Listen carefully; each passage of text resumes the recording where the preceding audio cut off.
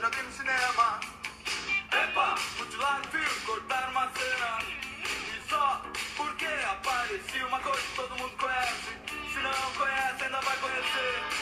E não tem nada demais, é gente de nasceu com uma vontade que nunca se satisfaz. Verdadeiro perigo na mente dos boçais. Corri pro quarto, acendi a luz, olhei no espelho, meu tava lá. Ainda bem que eu não tô na TV, senão ia até cortar. Saxo! Como é que eu fico sem saxo?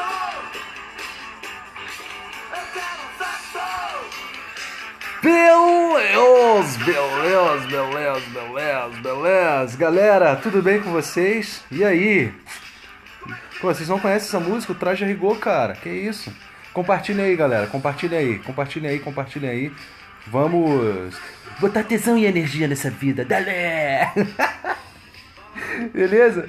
Vamos lá. Sexta-feira, galera. Ai, meu Deus do céu, bicho. Ai, vamos lá?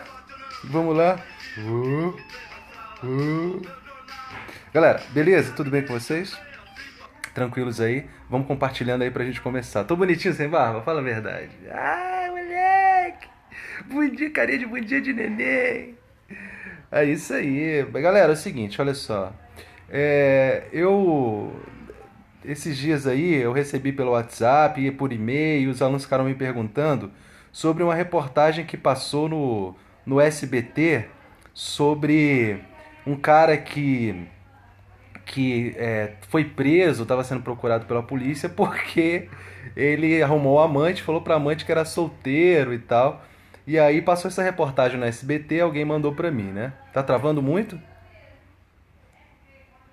Pessoal, demais aí, tá travando ou é só pra Ceci? Tá tranquilo aí? Ceci, troca essa internet de manivela aí, paga paga uma net aí bacana, sacou? Larga de pobreza, cara. Então, sacanagem, brincadeira, pessoal. Pessoal, então, aí tem essa reportagem do SBT, cara. Aí me mandaram a reportagem. Cara, eu nunca teria assistido essa reportagem porque, vamos lá, né? Eu não assisto o SBT, a não ser o Chaves, né? A única coisa que eu assisto do SBT, às vezes, é o Chaves. Mas aí me mandaram uma reportagem do SBT. Um cara que acredita na reportagem do SBT é um cara que compra produtos Jequiti, cara. É um monstro. Então o cara, ele assiste noticiário do SBT. Esse cara é um inútil, velho. Como é que o cara assiste o noticiário do SBT? Ele compra produtos Jequiti, sacou? Ele é um inútil na sociedade. Ai, meu Deus. Mas vamos lá. Olha só. Pessoal, vamos botar a reportagem aqui para vocês entenderem. Vamos lá. Olha aí. Vamos lá. Está cometendo fraude sexual. O homem de 52 anos foi preso no trabalho. Ele estava sendo procurado pela polícia de Cascavel havia 4 meses por ter cometido violação sexual mediante fraude. Um crime que nem ele sabe o que é. Não sei do que se trata. Estava trabalhando. Não sei o que se trata. Casa, mas minha mulher me indicou do meu local de trabalho. Fraude sexual se enquadra no artigo 215 do Código Penal. E apesar de pouco divulgado na imprensa, o crime é bastante comum. Comete fraude sexual, por exemplo, o homem que engana a amante dizendo ser solteiro ou ser dono de um grande patrimônio. Mentirinhas que alguns casados costumam contar na hora de pular a cerca. E após praticar a conjunção carnal ou outro ato libidinoso, o crime está consumado e o indivíduo fica sujeito às penas estabelecidas no Código Penal. As penas O homem estabelecidas. preso admitiu ter traído a mulher, mas o que ele não sabia é que mentir para conquistar a amante também é crime, com pena de 2 a 6 anos de prisão. Nas ruas, a história assustou muita gente. Vai pegar muito malandro aí, né? Acho que ele é muito cara de pau, né, pra fazer isso. Pior que eu não sabia dessa, mas agora tem que pensar, né? Loucura. E a seguir, mais de 40. Ai. Mas vamos lá. Bom, o cara foi preso. O cara foi preso. Aí, beleza, cara. Eu falei, cara, aí o pessoal começou a me perguntar. Eu falo, olha, vamos ao tipo penal, né? Vamos ao tipo penal. O que descreve o tipo penal? Bom, aí você... tenho aqui, eu separei alguma coisa aqui, alguma doutrina, Mas, cara, na boa, assim, pra gente encurtar caminho, velho, vamos parar de ler esses bunda suja? Eu falei, vamos logo no Hungria, né? Hungria, Romão Cortês e Heleno Fragoso. Aí você vem aqui na fonte, né, cara? Não fica lendo esses bunda suja que tem por aí. Mas, o que acontece? Olha só. Vamos ao tipo penal, ok? Vamos ao tipo penal. O tipo penal descreve assim: ter conjunção carnal, é importante lembrar que aqui no tempo de Hungria existiam dois crimes, né? A posse sexual mediante fraude e o atentado ao pudor mediante fraude. Hoje nós temos a violação mediante fraude, que é o artigo 215, que descreve assim: ter conjunção carnal ou praticar outro ato libidinoso com alguém, então tem que ser uma pessoa, claro, determinada, não precisa ser, no primeiro caso, ter conjunção carnal, homem e mulher, e qualquer outro ato libidinoso, um homem com homem, mulher com mulher, uma mulher com homem, um homem com mulher, e um homem com hermafrodita com que tiver hoje aí nas classificações de ser humano, mediante fraude ou outro meio que impeça ou dificulte a livre manifestação de vontade da vítima. Então, vamos ficar então só com a primeira parte, né? Mediante fraude, outro meio que impeça ou dificulte a livre manifestação da vontade da vítima. Ter conjunção carnal ou praticar outro ato libidinoso com alguém mediante fraude. Então seria essa primeira parte que seria interessante aqui. Bom, quando você faz um estudo aqui da doutrina a respeito disso, quando a doutrina aborda esse fato, é muito interessante porque a gente tem que entender o que seria exatamente fraude. E aí toda a doutrina que eu peguei aqui cita a Hungria, né? Ele fala, na lição de Hungria, fraude é a maliciosa provocação ou aproveitamento do erro ou engano de outrem para a consecução de um fim lícito, mas não me dá a resposta. Mas, poxa, o que seria exatamente o sujeito praticar uma fraude para manter uma relação sexual? Aí a doutrina, vamos dizer, compiladora, eu já falei para vocês a diferença da doutrina compiladora para a doutrina criadora. A doutrina compiladora é essa que nós costumamos estudar, né? Estou aqui, por exemplo, com Francisco de Seu de Barros. Ele não é um doutrinador criador, ele é um doutrinador compilador. Rogério Sanches é um doutrinador compilador. Professor, isso é um demérito? Não, não é um demérito, é uma característica da doutrina dele. Então a doutrina dele é compiladora, ele não cria, ele não traz ideias novas, ele não cria soluções para problemas novos, ele apenas apresenta o que as doutrinas criadoras apontam como solução, ok? Então é só uma característica da obra. Então, o que é a doutrina criadora? A doutrina criadora, por exemplo, é uma doutrina indiscutivelmente de Hungria, né? O maior penalista que já passou por essas terras brasílias, né? E aí, olhando aqui o material dele, deu uma estudada assim para ver, bom, o que significaria essa posse sexual mediante fraude, né? O que seria essa posse sexual mediante fraude? Que lá no tempo de Hungria o nome era posse sexual mediante fraude e hoje chama-se violação sexual mediante fraude. Bom, então na época de Hungria se dividia em posse sexual mediante fraude, né, e o atentado ao pudor mediante fraude. Mas o tipo é o mesmo, olha só, ter conjunção carnal com mulher, antigamente falava-se uma mulher honesta, né, ter conjunção carnal mediante fraude. Então ter conjunção carnal com mulher honesta mediante fraude. Claro que esse tipo já havia sido derrubado. Bom, olha só. O professor Nelson Hungria aqui, ele apresenta primeiro um estudo de direito comparado.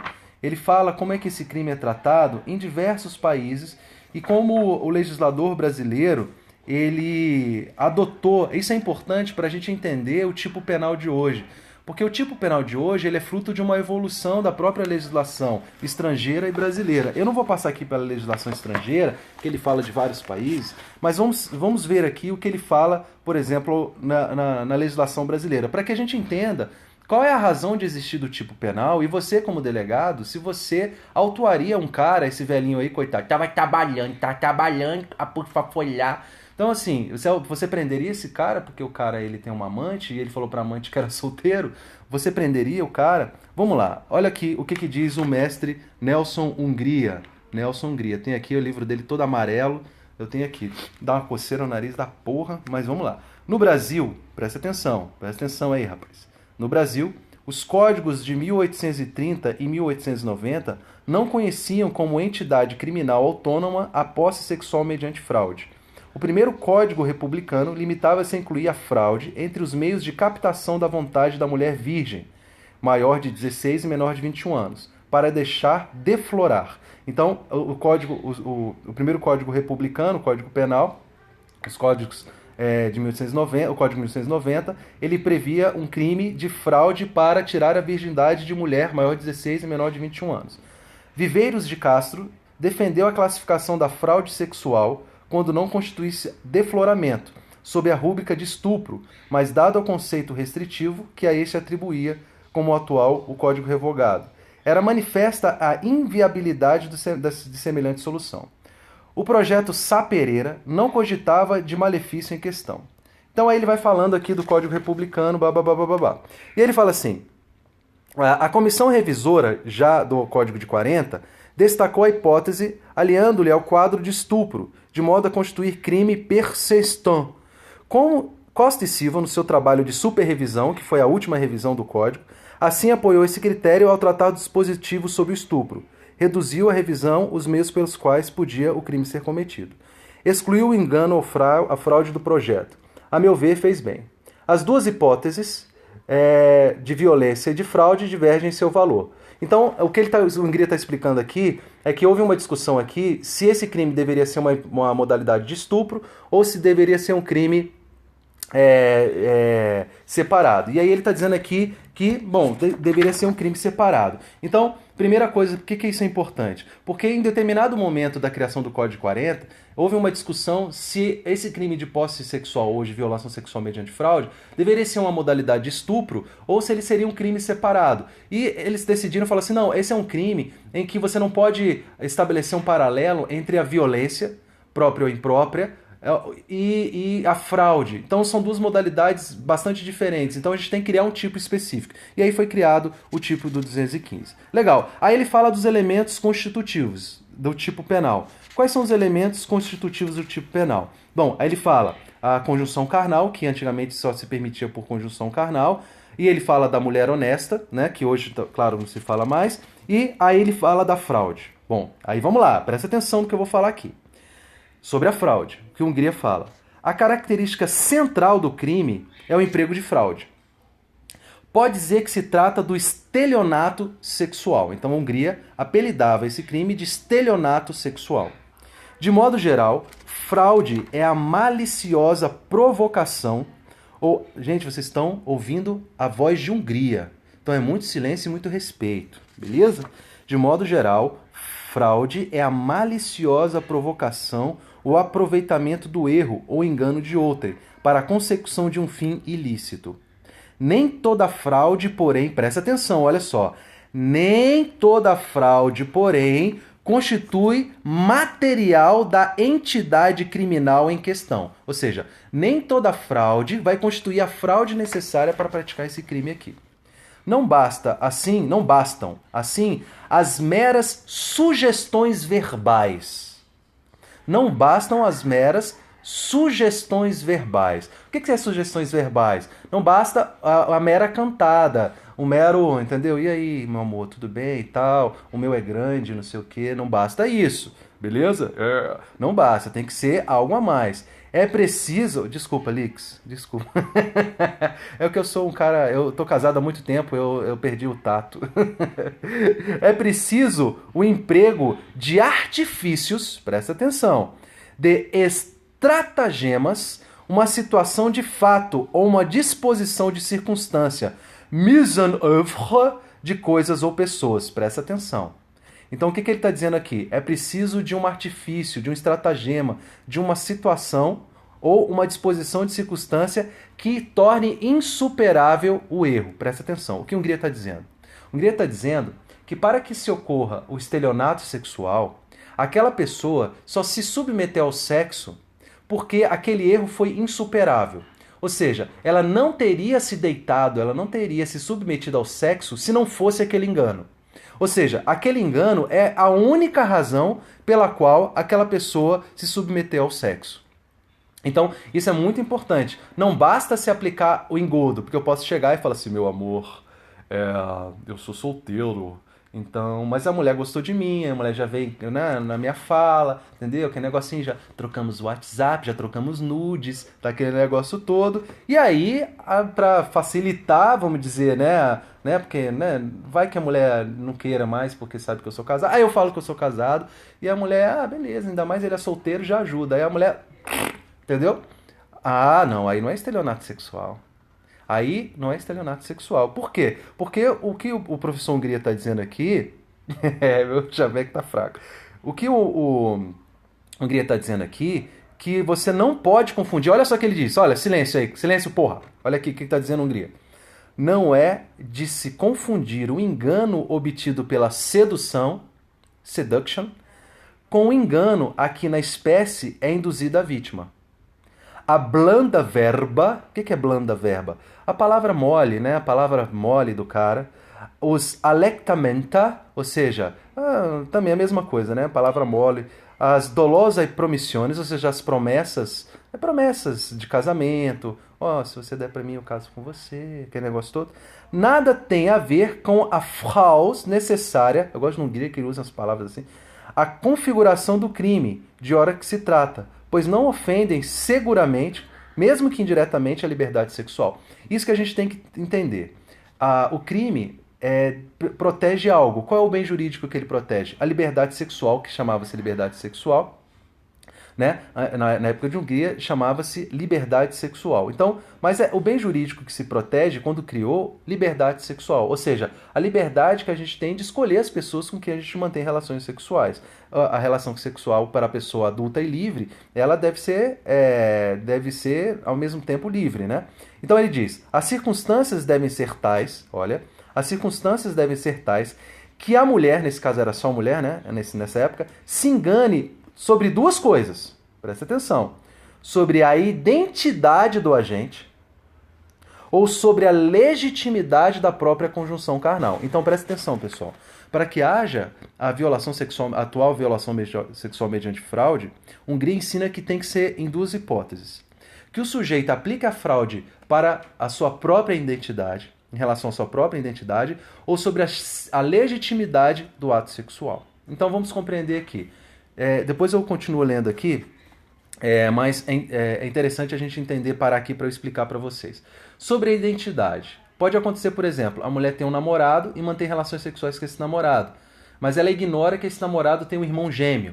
E aí o irmão gêmeo se aproveitando de que a semelhança dele é absoluta, né, com o namorado, ele vai lá e se coloca na posição de namorado para manter relações sexuais com a mulher. Aí seria uma violação sexual mediante fraude. Ou, né, seria exatamente o tipo do que a gente está falando aqui. Ok?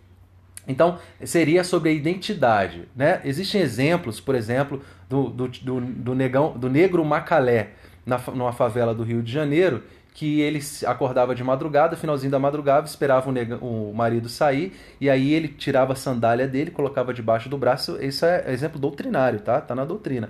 Aí ele, na penumbra, no escuro, se deitava ali no quentinho da cama, dava uma cafungada no pescoço da mulher, a mulher achava que era o marido, e ele creu. Então, esse é o exemplo de quando o sujeito se substitui, chamado substituição de pessoa. Isso vem, o Hungria explica aqui, vem desde dos códigos que existem na Europa, não é? Negão? Beleza. Então, vamos lá. A circunstância, os casos clássicos são do indivíduo que, na obscuridade da alcova, se insinua no leito de uma mulher, fazendo-se passar por seu marido ou amante, ou da simulada celebração de casamento com a vítima. Alguns códigos limitam-se a esses dois casos ou a só um deles. Outros casos, porém, podem ser figurados. Então era muito comum antigamente, o cara, por exemplo, fingia... Teve um caso que aconteceu no Rio Grande do Sul, em que o cara enganou a mulher, fez um casamento simulou um casamento com um padre falso, só para ele ir para a lua de mel. E pegou a mulher. Então, esses são os casos clássicos, né? Alguns códigos limitam-se a esses dois casos ou a só um deles. Outros casos, porém, podem ser figurados ou estão mesmo consignados em repertório na jurisprudência. Viveiros de Castro menciona o caso ocorrido na França. É engraçado que eles falavam em França, né? De um indivíduo que, aproveitando-se da sua semelhança com o outro, é o exemplo do gêmeo, né?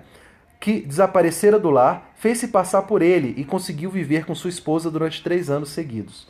Mesmo entre nós... Nossa, essa mulher é inocente, hein? Mesmo entre nós, segundo reporta o citado Viveiros, um curandeiro no Maranhão deflorou várias moças rústicas e ignorantes que doentes iam procurá-lo, persuadindo-as que tinham no ventre baratas e aranhas.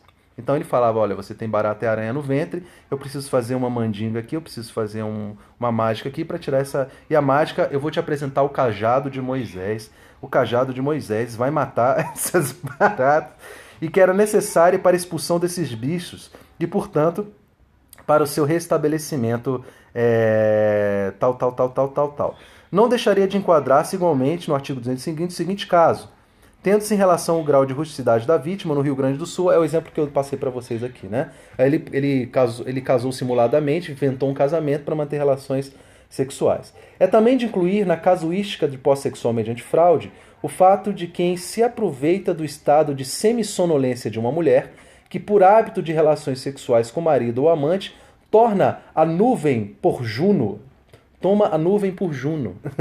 e não se alarma a introductio penis, senão quando vem a despertar inteiramente, não se devendo, porém, esquecer o velho adágio. No hominis dorminiut qui causus habent oculus. Eu não entendi, mas tudo bem.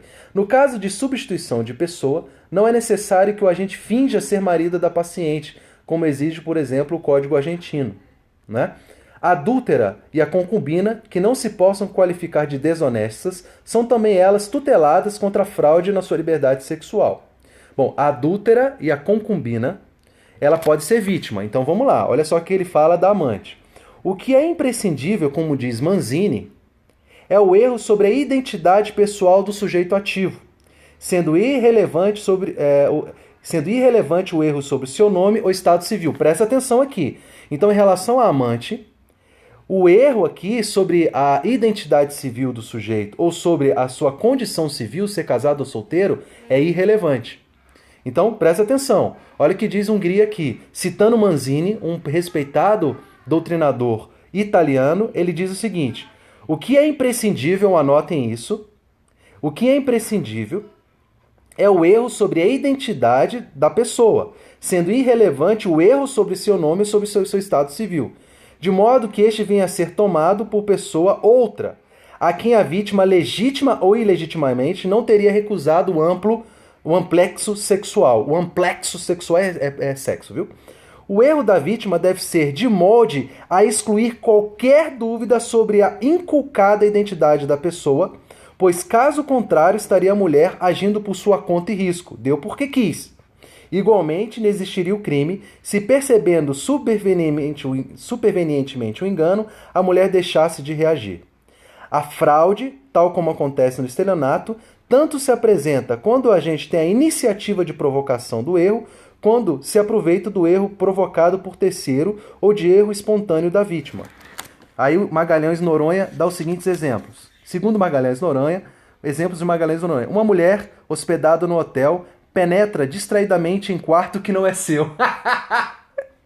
E na escuridão reinante supõe que o homem deitado no leito é o seu marido e, não desenganada pelo tratante, deixa-se possuir por ele. Sem dúvida, esse profitor estaria em curso no 215. Finalmente, quanto ao elemento subjetivo, consiste na vontade no dolo. Beleza, pessoal? Resumindo aqui. O caso da amante, o que diz, repetindo aqui, o que diz, nada mais, nada menos, não é nenhum bunda suja, não é nenhum bunda suja. Quem fala isso aqui é o professor Nelson Hungria, nessa obra que é atualizada pelos professores Romão Cortês e Heleno Cláudio Fragoso. Bom, ele diz o seguinte, no caso da amante, só o fato dele falar que é casado, ou ele mentir o nome, meu nome é Lúcio Valente, aí eu falo assim, meu nome é Pedro Alcântara e eu sou solteiro. Não existe Divina Magda na minha vida, não existe a Zozô é minha filhinha, não existe a Larinha, né? Não existe a Zozô na minha vida, não existe a Divina Magda, eu sou solteiro. Beleza? Aí a mulher, gostou de mim, né? Eu tenho a lábia e tal, mas gostou de mim, me achou bonitão e resolve se entregar aos prazeres sexuais. E aí, professor, mas você mentiu o seu nome. Mas Hungria explica bem aqui, não basta você mentir o nome. O que você tem que entender é que aquela pessoa, ela só se entregou ao sexo, ou não, por conta da sua fraude.